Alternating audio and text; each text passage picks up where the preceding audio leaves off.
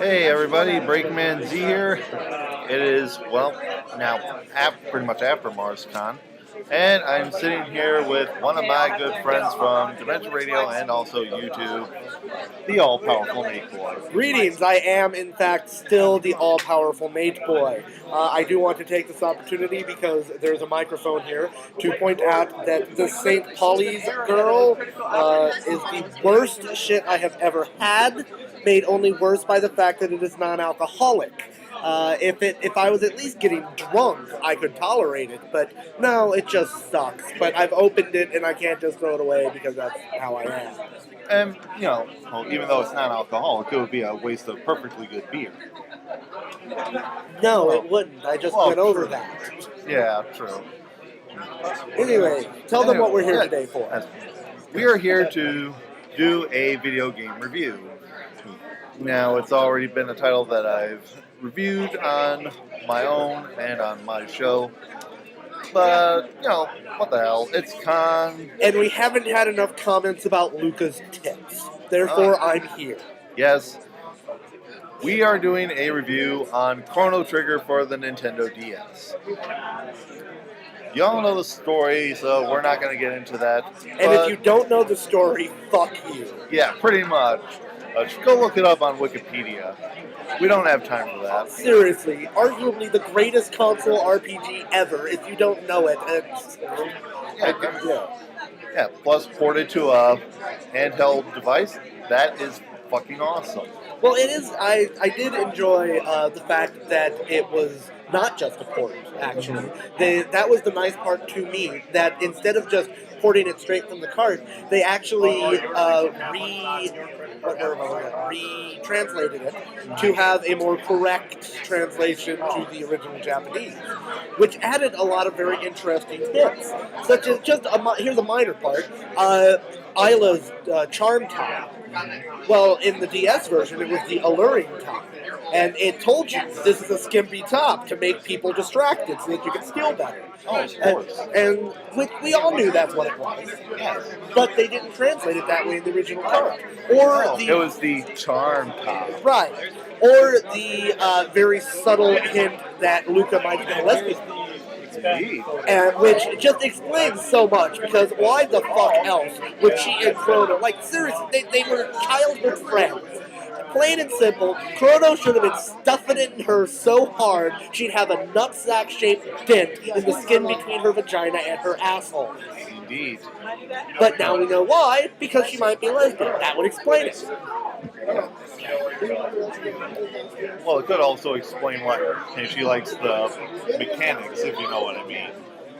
You know, I am a very big believer in letting the Kako science fuck you. Indeed. So tell them about the graphics. Yes, the graphics are pretty much like a great translation from the original. And although I do hate to correct Nateboi, this is pretty much like a port of the re-release for the PlayStation. Because it does have, like Nate said, the retranslated storyline. It also has the anime cutscenes from the PlayStation version.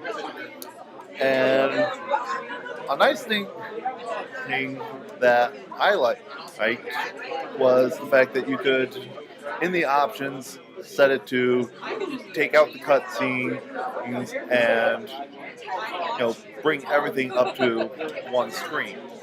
So it played pretty much like the original Super Nintendo.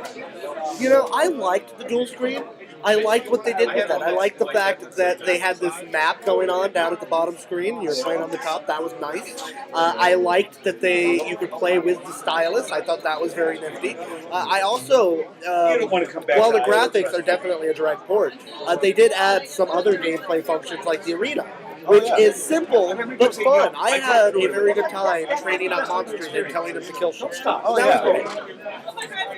Yeah, the arena is pretty much a case of you know, you get a little monster, or you give it shit, and then send it off to different time periods in order to train. You build it up, and then you send it into the arena to fight to the death. And you get prizes. And I managed to get every single male in my party a set of Nova armor back when I was still trying to resurrect Chrono. That is awesome to have, because then you have all this awesome shit before the game designers planned on you having. Oh, yeah. And that is always fun, because you feel so powerful. And of course, the music and the sound effects, they are just fucking awesome. Done by a true legends of the craft. And it was Nuevo Ometetsu. I don't know. I've never known how to pronounce this fucking yeah, he did work on it. Right. So he did, it is legendary fucking music.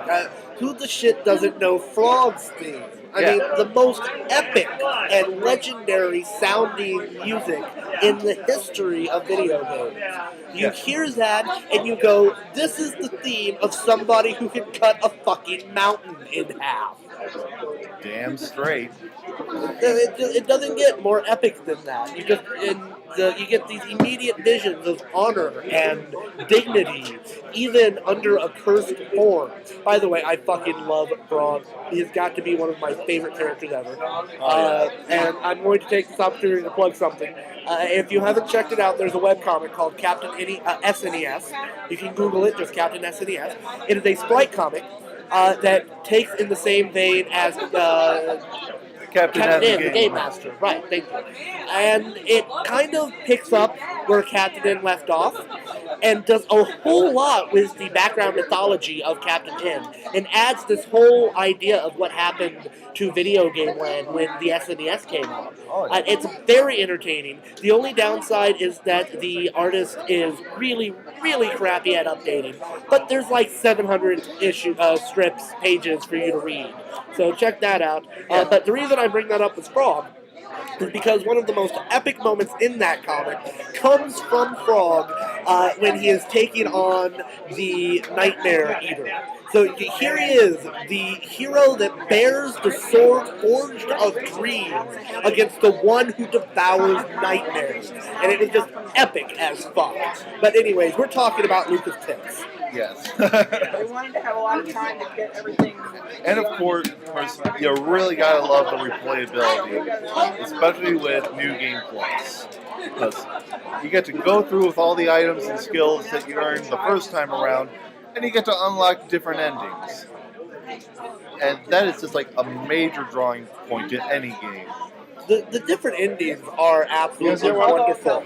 Hi, we're recording a video game review. We would love your free stuff, Brendan from Nuclear Bubble Wrap. That's awesome. Take it. He is awesome, by the way. He drank so much of my beer, and I appreciate that. Shameless plug in the video game review. Nuclear Bubble Wrap. Get it now. Indeed. Actually, I think this is our Marscon exclusive. Awesome! This is the Marscon exclusive. Yes. You can't fucking get it. Haha, sucks to be you. Hi, say hi to the camera and the good folks. Hey guys, what's up? Yeah, we all love you, Brandon. Yeah, It's Jace, also from Nuclear Bubble Wrap. What's the up? tiniest man in Dementia. It's me. We're doing a video game review, actually. By the way, I just found this out. When I won third place in the karaoke contest, I beat Steve Gooding. Damn. I am very proud of myself. Yes. Hello, Insanian. Somebody who got Hiei to dance. How was I going to top that? Oh. Somebody who did a trucker version of a country song. Fuck him. All right. So insane. Now everybody who wants to hear about Chrono Trigger is going to see your nostril hairs. I'm sure they're very happy. Indeed. Anyway, where was I? I was about to go off on something. I don't know. Lucas Tips, right? Yeah. I like those. Yes. No, I have to admit, I've always been a Luca fanboy. The glasses and the brainy and even the sprite gives me a fucking boner. So ultimately, our final Oh, right, the New Game Plus. I wanted to talk on Yes. that. The New Game Plus is absolutely a wonderful thing with the new endings. Nobody here actually fucking recalls because nobody listens to my show ever. The version of my theme song I had before my current one, I had in splice in there a rant about my kid. He was a 10 at the time, playing Ratchet and Clank Deadlock. And he was complaining at the end of the game that all you got was to play the game with all your stuff. And I'm going, I remember Chrono Trigger when that was new fucking shit. You hell never yeah. got to do that before. Previously, you didn't get congratulations, you beat the game. That's what you got. You got that screen and bragging rights. And now, with Chrono Trigger, they introduced this idea of keeping your stuff and playing through it again and slaughtering and victimizing your enemies because why the fuck not? Yeah, So and giving you new incentive to try different things.